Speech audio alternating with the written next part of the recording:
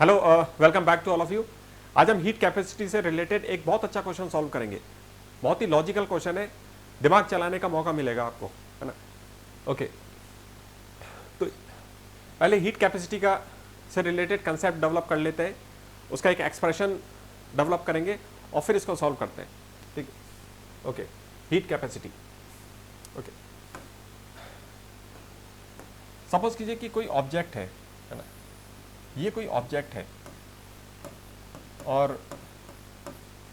अब इसको गर्म करना है ना। तो गर्म करने के लिए आप क्या करोगे?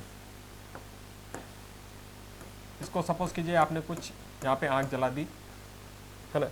यानी आप बेसिकली उसको कुछ हीट सप्लाई कर रहे हो, ठीक है ना।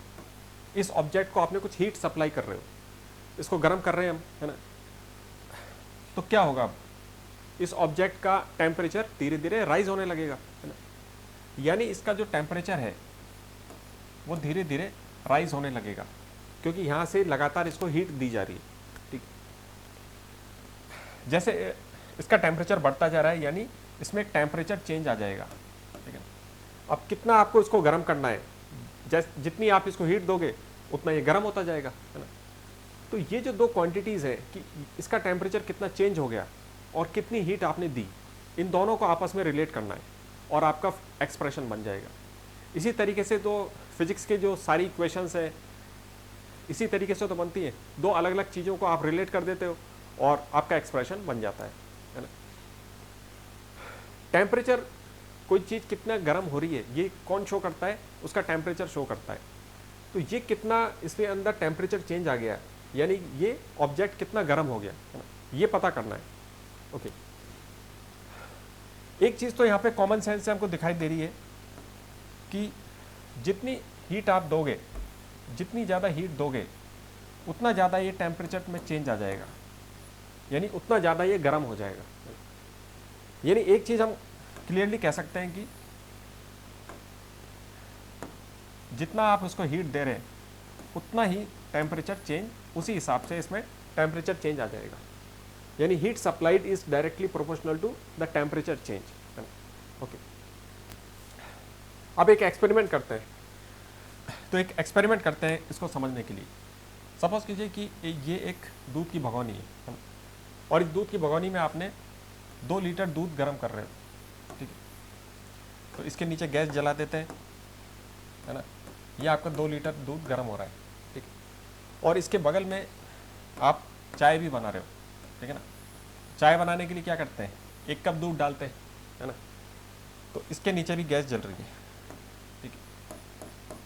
ओके,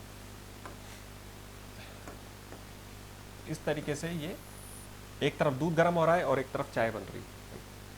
ओके, ये आपका गैस हो गया, है ना।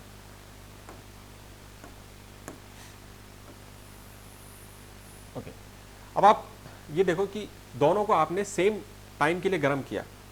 आपने दोनों को सपोज कीजिए 10 मिनट तक के लिए गर्म किया, यानी दोनों को आपने सेम हीट सप्लाई की, ठीक है। इधर भी आपने सेम हीट सप्लाई की, इस हीट को हम कह देते हैं क्यू, ठीक है ना। सेम टाइम के लिए आपने गैस जलाई तो दोनों को सेम हीट मिली, है ना। और इधर भी आपको क्यू हीट से आपने इसको गर्म किया, दोनों को बराबर गर्म किया आपने, ठीक है। दोनों को बराबर हीट दी हमने। लेकिन हमने नोटिस किया, जो कि हम कॉमन सेंस से करते हैं, कि ये जो इतना अमाउंट है यहाँ पे, इतना यहाँ पे जो मिल्क है, इसका टेम्परेचर तो अभी बढ़ा ही नहीं कुछ, अभी तो ये ठंडा ही है ना। इसके जो अभी ये ज़्यादा गर्म नहीं हुआ, है ना। जबकि ये जो चाय है ये इसकी तुलना में ज़्यादा गर्म हो गई, यानी इसका टेम्परेचर तो काफ़ी ज़्यादा बढ़ गया, है ना। एक चीज़ हमने जो एक्सपीरियंस किया कि इसका टेम्परेचर तो काफ़ी ज़्यादा इंक्रीज हो गया, ये काफ़ी ज़्यादा इंक्रीज हो गया इसका टेम्परेचर, लेकिन इसके अंदर टेम्परेचर चेंज अभी कम आया है, ये इतना गर्म नहीं हुआ। ऐसा ही देखते हैं हम कॉमन सेंस से। और ये बहुत ही कॉमन सेंस वाली चीज़ भी है कि इतनी बड़ी चीज़ को गर्म करने में टाइम लगेगा, तो उसका टेम्परेचर तो बढ़ने में भी टाइम लगेगा, उसको काफ़ी हीट चाहिए जब जाके उसका टेम्परेचर बढ़ेगा। और यहाँ पे दोनों हीट सेम है, तो इसका मतलब देखो एक क्वांटिटी और आनी चाहिए यहाँ पे, अगर आपको वो रिलेशन बनाना है तो।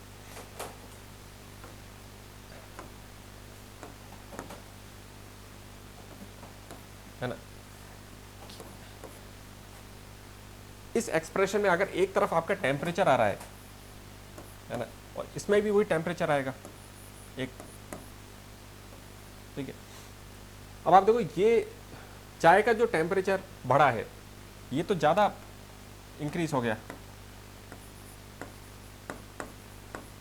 और ये कम इंक्रीज हुआ है। दोनों के पास हीट सेम है, लेकिन ये इसका टेम्परेचर कम राइज हुआ है और इसका ज़्यादा राइज हुआ है। इसका मतलब क्या हुआ कि इस रिलेशन को बनाने में एक चीज़ और आनी चाहिए, उसको हम क्या कहते हैं, हीट कैपेसिटी। इसी चीज़ को हम कहते हैं हीट कैपेसिटी। तो अगर हम इसको यहाँ पे हीट कैपेसिटी से मल्टीप्लाई कर देते हैं तो चीज़ें, ये एक्सप्रेशन पूरा बन जाएगा आपका। और ये भी हम कॉमन सेंस से समझ सकते हैं कि ये जो इतना बड़ा अमाउंट है, इतना सारा ये जो मिल्क है, इसकी हीट एब्जॉर्ब करने की कैपेसिटी काफ़ी ज़्यादा है। अब ये काफ़ी हीट एब्जॉर्ब करेगा तब जाके गर्म होगा, यानी इसकी हीट कैपेसिटी ज़्यादा है और इस कम अमाउंट की हीट कैपेसिटी कम है। अब देखो इक्वेशन फिट बैठ गई ना। अगर इसका टेम्परेचर कम राइज हो रहा है, इसका मतलब इसकी जो हीट कैपेसिटी है वो ज़्यादा है। तो हीट कैपेसिटी ज़्यादा है, इसका मतलब बहुत देर तक ये हीट एब्जॉर्ब करता रहेगा, तब जा कर के ये गर्म होना स्टार्ट करेगा। और इसकी हीट कैपेसिटी क्या है, कम है, और इसके अंदर ज़्यादा टेम्परेचर राइज हो गया। तो हीट कैपेसिटी का कंसेप्ट आपने देखा कि यानी कोई ऑब्जेक्ट कितना हीट एब्जॉर्ब कर रहा है, ये उसको शो करता है। अब आप देखो दोनों रिलेशन सही बैठ गए, क्योंकि दोनों की को जो हीट आपने सप्लाई की वो तो सेम है ना। तो अगर एक फैक्टर आपका कम है तो दूसरा ज़्यादा है, और इधर ये ज़्यादा है तो ये वाला कम है। और ये कॉमन सेंस से भी हमको दिख रहा है कि जो बड़ा अमाउंट है उसके अंदर हीट एब्जॉर्ब करने की कैपेसिटी कहीं ज़्यादा है, वो बहुत देर तक हीट एब्जॉर्ब करता रहेगा। ठीक, तो ये रिलेशन हमारा बन गया। इसको एक और एग्जांपल से हम देख सकते हैं कि अगर सपोज कीजिए आप किसी तय को रखोगे, तया किसका बना होता है, लोहे का बना होता है ना। और इसको अगर आप गर्म करते हो और एक तरफ आपने पानी गर्म किया, ठीक है ना, और दोनों को आपने सेम टाइम बराबर गर्म किया, तो कौन जल्दी गर्म हो जाएगा। ठीक, ये भी हमको अपने एक्सपीरियंस से मालूम है कि जो लोहे का तया है वो जल्दी गर्म हो जाता है, और वो उस पर हाथ लगाते ही आपको वो गर्म फील होने लग जाएगा।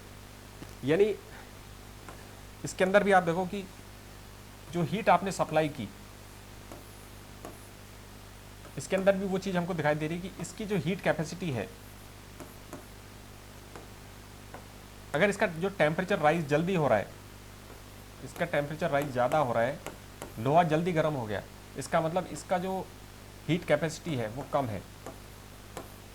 और जो पानी है इसको आप देखोगे इसका टेम्परेचर राइज होने में टाइम लग रहा है थोड़ा, इसका टेम्परेचर कम राइज हो रहा है और आयरन की तुलना में इसकी हीट कैपेसिटी ज़्यादा है। ओके, अब की बार आपने अलग अलग तरह के मटेरियल लिए, एक तरफ पानी था और एक तरफ आयरन था, है ना। यानी आपने देखा कि जो हीट कैपेसिटी है, किसी मटेरियल की हीट एब्जॉर्ब करने की कैपेसिटी उसके नेचर पे भी डिपेंड करती है। तो अलग अलग तरह के मटेरियल अलग अलग रेट से गर्म होते हैं, कोई जल्दी गर्म हो जाता है, कोई धीरे धीरे गर्म होता है। तो ये उसके नेचर पे भी डिपेंड करता है। यानी ये जो क्वांटिटी है हीट कैपेसिटी, ये जो हीट कैपेसिटी वाली क्वांटिटी है, तो आपका एक्सप्रेशन ये हो गया Q is equal to C into change in temperature, और इस चीज को हम कहते हैं हीट कैपेसिटी। Heat capacity. और अभी हमने देखा कि ये दो चीज़ों पे डिपेंड करती है कि अमाउंट कितना ज़्यादा है, कितना बड़ा ऑब्जेक्ट है तो उसको ज़्यादा टाइम लगेगा गर्म होने में, उसकी हीट कैपेसिटी ज़्यादा है ना, और उसके नेचर पे भी डिपेंड करता है ये। तो C को आप लिख सकते हो कि या तो ये अमाउंट पे डिपेंड करता है कि अमाउंट अगर ज़्यादा होगा तो हीट कैपेसिटी उसकी ज़्यादा होगी, और या फिर उस मटेरियल के नेचर पे भी डिपेंड करता है, और इसको हम डिनोट कहते हैं specific heat capacity. Specific heat capacity.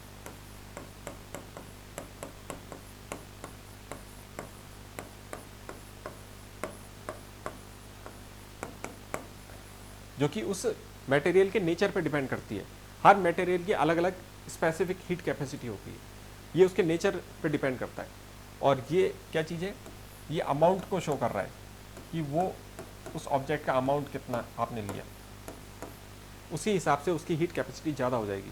अगर ज़्यादा अमाउंट लिया है आपने तो उसकी हीट कैपेसिटी उसके अंदर ज़्यादा होगी, और कम लिया है तो उसकी हीट कैपेसिटी कम होगी।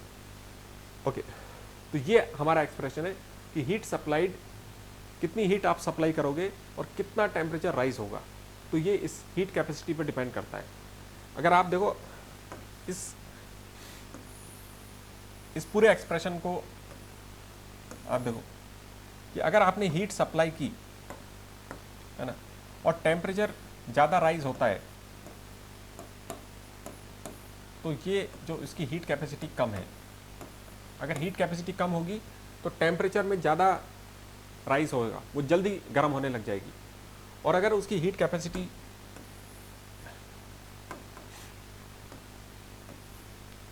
काफ़ी ज़्यादा है तो वो बहुत देर तक तो हीट एब्जॉर्ब करता रहेगा, और तब जाके वो गर्म होना स्टार्ट करेगा, यानी उसके अंदर कम टेम्परेचर चेंज आएगा।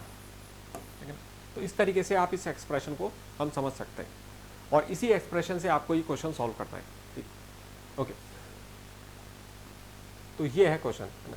अब इसमें क्या लिखा हुआ है कि टू आइडेंटिकल बॉडीज है are made of a material, वो किसी एक मटेरियल से बनी है, for which the heat capacity increases with temperature. Material एक ही तरह का है ना, दो बॉडीज है लेकिन वो एक ही तरह के मटेरियल की बनी हुई है, लेकिन उस मटेरियल की खास बात क्या है कि उसकी हीट कैपेसिटी टेम्परेचर के साथ बढ़ती जाती है। टेम्परेचर बढ़ने पे उसकी हीट कैपेसिटी भी बढ़ती है।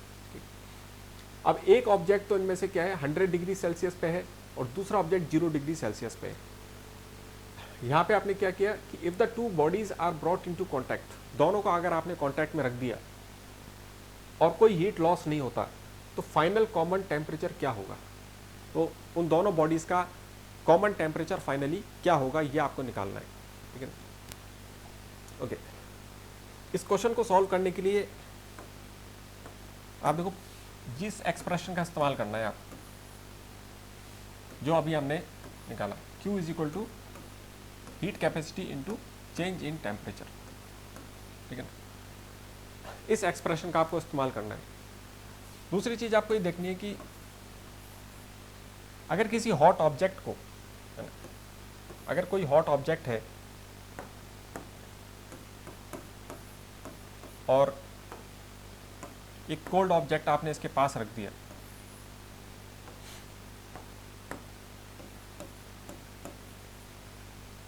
तो हीट कहां से कहां फ्लो होगी, ये भी आपको मालूम है कि गर्म चीज से ठंडी चीजों की तरफ हीट फ्लो होती है। ठीक है, तो हीट कहां से कहां फ्लो होगी ये आपको देखना है, और कितनी हीट फ्लो होगी। सपोज कीजिए आपने किसी दुकानदार को 100 रुपये दिए, तो आपके पास से 100 रुपये चले गए और उसके पास आ गए, है ना। तो बिल्कुल हीट में भी उसी तरह का होता है, बिल्कुल ये अकाउंटिंग की तरह होता है, कितनी हीट कहाँ से कहाँ जा रही है। और क्वेश्चन में हमको ये भी दे रखा है कि कोई हीट लॉस नहीं हुआ, there is no heat loss, यानी कि एनवायरनमेंट में कोई भी हीट लॉस नहीं हो रही। तो जो भी इस गर्म चीज़ से हीट निकलेगी वो कहाँ पे जाएगी, इस ठंडे वाले ऑब्जेक्ट की तरफ जाएगी। तो यहाँ से भी आपको एक कॉमन सेंस एक चीज़ मिलेगी जो कि जिससे ये प्रॉब्लम सॉल्व होगी, कि यहाँ से कितनी हीट निकली और यहाँ कितनी गई, ये चीज़ आपको देखनी है। तीसरी चीज़ आपको ये देखनी है कि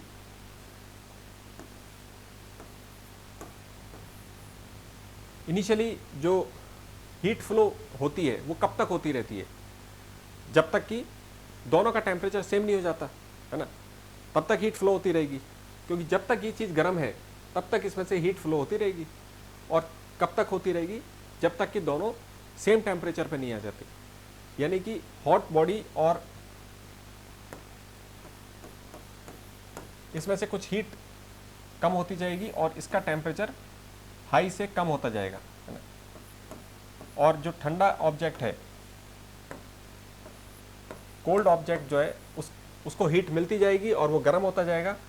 तो वो दोनों कुल मिलाकर के एक कॉमन टेम्परेचर पे आ जाएंगे। यहाँ से हीट कम हो रही है और इसको हीट मिल रही है, तो ये गर्म होता जा रहा है, ये ठंडा होता जा रहा है, तो दोनों एक कॉमन टेम्परेचर पे, ये कॉमन टेम्परेचर पे आ जाएंगे। और जब ये कॉमन टेम्परेचर आ जाएगा तो हीट फ्लो होना बंद हो जाएगा। ये बेसिक कॉमन सेंस की बातें हैं और इसी का इस्तेमाल करके और लॉजिक से ये प्रॉब्लम सॉल्व हो जाएगी। बहुत ही अच्छा क्वेश्चन है, बहुत ही लॉजिकल तरीके से इसका आंसर आएगा। ठीक, यहां से आपने क्या पता लगाया कि जितनी हीट गर्म ऑब्जेक्ट से जितनी हीट निकलेगी उतनी हीट कोल्ड ऑब्जेक्ट के पास जाएगी, यानी जो क्यू हीट वाला जो टर्म है वो सेम रहेगा, क्योंकि जितनी हीट यहाँ से निकली है उतनी हीट कोल्ड वाले के पास गई। ये इसका मतलब था, क्योंकि कोई भी हीट एनवायरनमेंट में लॉस नहीं हुई, क्वेश्चन में अलग से लिखा हुआ है। ठीक है, ओके। अब इन तीनों चीज़ों का इस्तेमाल करके आपको ये क्वेश्चन सॉल्व करना है। ठीक है, एक बार आप इसको ट्राई करो, बहुत ही लॉजिकल तरीके से इसका आंसर आएगा। ठीक है, उसके बाद इसको सॉल्व करते हैं। ठीक है,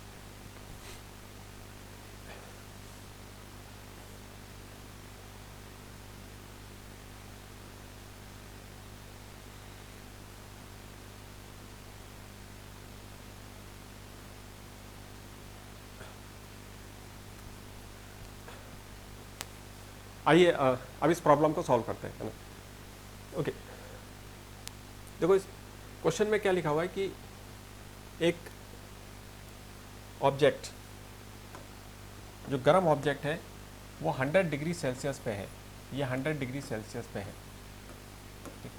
और इसके पास आपने कोल्ड ऑब्जेक्ट को रख दिया है जो कि 0 डिग्री सेल्सियस का है।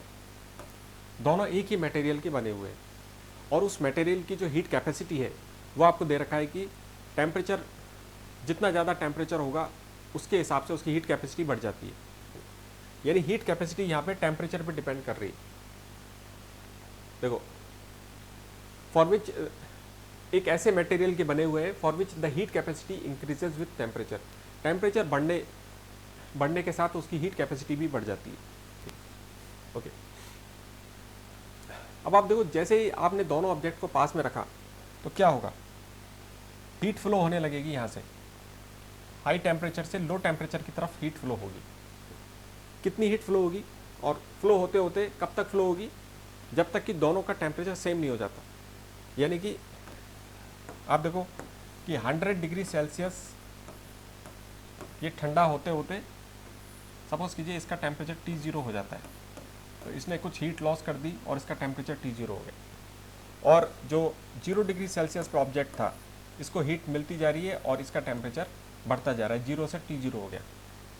ओके, अब जो गर्म ऑब्जेक्ट था उसकी हीट लॉस हो गई, उसमें से कुछ हीट लॉस हुई है, और कोल्ड ऑब्जेक्ट के पास वो हीट गेन हो गई, है ना। यानी जितनी हीट यहाँ से निकली थी उतनी हीट यहाँ पे आएगी। तो कॉमन सेंस की बात है कि जितना हीट आपने गर्म ऑब्जेक्ट से जितनी हीट निकली उतनी ही हीट कोल्ड ऑब्जेक्ट को मिल गई, यानी Q का जो टर्म था वो दोनों में सेम है ना। ओके, अब हमको क्या एक्सप्रेशन देखना है, Q इज इक्वल टू, अभी हमने देखा था Q is equal to C into change in temperature होता है, ये एक्सप्रेशन होता है। ओके, अब यहाँ पे आपको दिमाग लगाना है, यहाँ पे आपको क्वेश्चन का स्टेटमेंट पढ़ के यहाँ पे आपको दिमाग लगाना है कि जो हीट कैपेसिटी है और टेम्परेचर है, इस एक्सप्रेशन को दोनों ऑब्जेक्ट के लिए आपको लिखना है और वहाँ से आपको ये पता चलेगा। तो ये आपने पहले सपोज कीजिए हॉट ऑब्जेक्ट के लिए लिखा ये एक्सप्रेशन, है ना, और दूसरी बार आपने इसी एक्सप्रेशन को कोल्ड ऑब्जेक्ट के लिए लिखा, ये आपका कोल्ड ऑब्जेक्ट के लिए एक्सप्रेशन आपने लिखा। अब यहाँ पे ये अलग अलग चीज़ें हैं, इसको नाम दे देते हैं।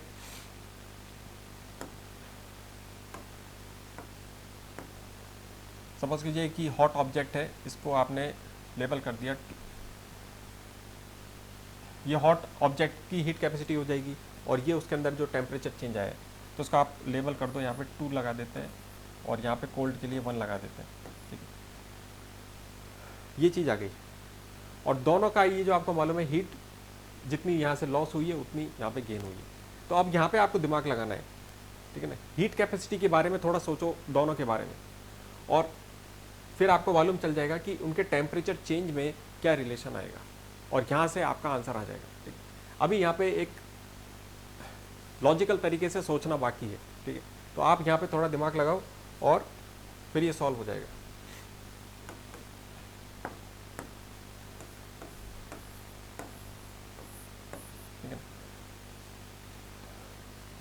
अब ये हीट कैपेसिटी मटेरियल सेम है, तो फिर हीट कैपेसिटी सेम क्यों नहीं है, ये भी एक सोचने वाली बात है।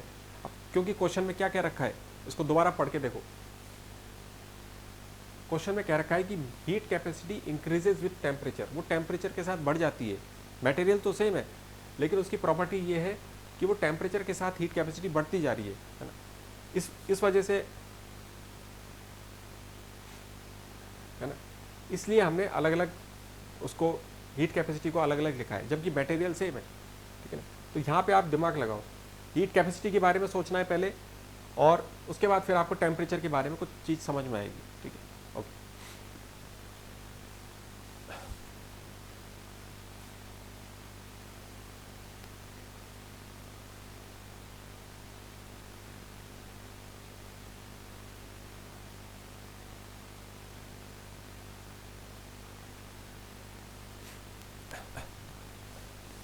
ओके, ओके, आशा करता हूँ कि आपने सही दिमाग लगाया होगा, क्योंकि बहुत ही लॉजिकल यहाँ पे रीजनिंग लग रही है, और बहुत ही प्यारे तरीके से इसका आंसर आएगा, ठीक है। ओके, अब आप देखो इसको सॉल्व करते हैं। आपने देखा कि जो हॉट ऑब्जेक्ट से जितनी हीट निकलेगी उतनी हीट कहाँ पे जाएगी, कोल्ड ऑब्जेक्ट के पास जाएगी। यानी दोनों, यहाँ से अगर क्यू हीट निकलती है तो यहाँ पे क्यू हीट आ जाएगी। दोनों के पास जो क्यू की जो वैल्यू है वो सेम है, कहने का मतलब ये है। ओके, तो पहले हमने कोल्ड ऑब्जेक्ट के लिए एक्सप्रेशन लिखा, तो क्यू आ जाएगा आपका C1 और डेल्टा T1। इसमें कोल्ड ऑब्जेक्ट में कितना टेम्परेचर चेंज आया और उसकी हीट कैपेसिटी कितनी है। और फिर आपने इसी एक्सप्रेशन को हॉट ऑब्जेक्ट के लिए लिखा, क्योंकि उसमें भी क्यू हीट चेंज हुई थी, तो इसका हीट कैपेसिटी हो गई C2 हॉट ऑब्जेक्ट की, और इसके अंदर टेम्परेचर चेंज आया सपोज कीजिए डेल्टा T2, ठीक है। तो ये आपने हॉट और कोल्ड दोनों के लिए लिख दिया। अब क्वेश्चन में क्या क्या रखा है कि हीट कैपेसिटी इस मटेरियल की टेम्परेचर के साथ बढ़ती है, यानी जितना ज़्यादा टेम्परेचर होगा इसकी हीट कैपेसिटी ज़्यादा होगी। ओके, तो ये जो कोल्ड ऑब्जेक्ट है और ये हॉट ऑब्जेक्ट है, आप देखो कि जो कोल्ड ऑब्जेक्ट था इस पूरी प्रक्रिया के दौरान कोल्ड ऑब्जेक्ट का टेम्परेचर तो कम रहेगा। जब इसका टेम्परेचर हमेशा कम रहेगा, क्योंकि टेम्परेचर तो कोल्ड ऑब्जेक्ट का कैसे बढ़ता है, जो हॉट ऑब्जेक्ट था 100 डिग्री सेल्सियस पे, ये ठंडा होते होते एक कॉमन टेम्परेचर पे आएगा, और जो ठंडा ऑब्जेक्ट है वो गर्म होते होते इस कॉमन टेम्परेचर पे आएगा। यानी ये तो गर्म होता जा रहा है, ये ठंडा होता जा रहा है। तो आपने देखा इस पूरी प्रक्रिया के दौरान जो ठंडा ऑब्जेक्ट था उसका टेम्परेचर तो हमेशा कम था। जब उसका टेम्परेचर कम है तो यहाँ से आपको क्या क्लू मिल रहा है कि इसकी जो हीट कैपेसिटी है वो कैसी रहेगी, कम रहेगी ना, क्योंकि हमको क्वेश्चन में क्या दे रखा था कि हीट कैपेसिटी टेम्परेचर पर डिपेंड करती है। जब टेम्परेचर कम है तो हीट कैपेसिटी भी कम रहेगी। जब ये चीज़ कम है ना, तो ये जो दूसरा फैक्टर है ये कैसा हो जाएगा, ज़्यादा हो जाएगा। तभी तो दोनों का मल्टीप्लाई होकर एक फिक्स क्वांटिटी लेनी है आपको। और हॉट ऑब्जेक्ट के अंदर क्या होगा, इसके अंदर उल्टा हो जाएगा, क्योंकि हॉट ऑब्जेक्ट का टेम्परेचर हमेशा ज़्यादा रहा तो इसकी हीट कैपेसिटी क्या रहेगी, ज़्यादा रहेगी। यानी इसमें जो टेम्परेचर चेंज आया वो क्या होगा, कम होगा। अब आपको यहाँ से मालूम चल गया, क्योंकि देखो दोनों हीट तो बराबर थी ना, तो अगर इन दोनों को बराबर होना है तो अगर एक चीज़ कम है तो दूसरे को ज़्यादा होना पड़ेगा, और ये चीज़ ज़्यादा है तो इसको कम होना पड़ेगा, ठीक है। तो यहाँ से आपको मालूम चल गया कि कोल्ड ऑब्जेक्ट के अंदर तो ज़्यादा टेम्परेचर चेंज आया है और हॉट ऑब्जेक्ट के अंदर कम टेम्परेचर चेंज हुआ है। ठीक है, यहाँ से आपने निकाल लिया कि कोल्ड ऑब्जेक्ट के अंदर जो टेम्परेचर चेंज आया है वो ज़्यादा है हॉट ऑब्जेक्ट के अंदर जो टेम्परेचर चेंज आया है। ठीक है, और यहाँ से आपका आंसर आ जाएगा, है ना। तो ये यहाँ तक पहुँचना था आपको लॉजिकल तरीके से। तो पहले आपने हीट कैपेसिटी के बारे में, क्योंकि क्वेश्चन में दे रखा है, तो वहाँ से आपको क्ल्यू मिला कि इसके बारे में कुछ सोचना है आपको। और जैसे ही आपने ये रिलेशन अप्लाई किया तो वहाँ पे आपने फिर दिमाग लगाया, क्योंकि क्वेश्चन में कह रखा है अलग से कि heat capacity changes with temperature.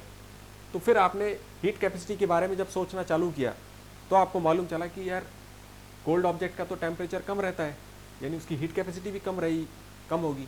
ठीक है, और दोनों के क्योंकि सेम हीट एक्सचेंज हुई है, तो अगर ये कम है तो ये ज़्यादा हो गया उसका, और ये इसकी हीट कैपेसिटी ज़्यादा है तो उसका टेम्परेचर चेंज कम हो गया।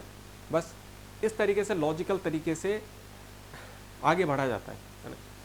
ओके, तो ये चीज़ जैसे ही आ गई, आप इसको सॉल्व करके देखो, हो जाएगा। यहाँ से आंसर आ जाएगा। ठीक है, आप करके देखो, आंसर आ जाएगा।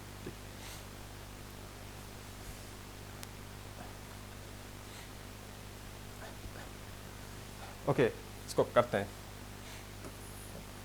तो कोल्ड टेम्परेचर के अंदर कितना, कोल्ड ऑब्जेक्ट के अंदर कितना टेम्परेचर चेंज आया? 0 डिग्री से एक कॉमन टेम्परेचर पे वो इसका टेम्परेचर राइज हो गया, तो इसके अंदर टेम्परेचर चेंज आया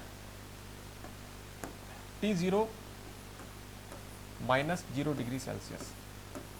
इतना टेम्परेचर चेंज आ गया। Is greater than hot object के अंदर कितना टेम्परेचर चेंज आया?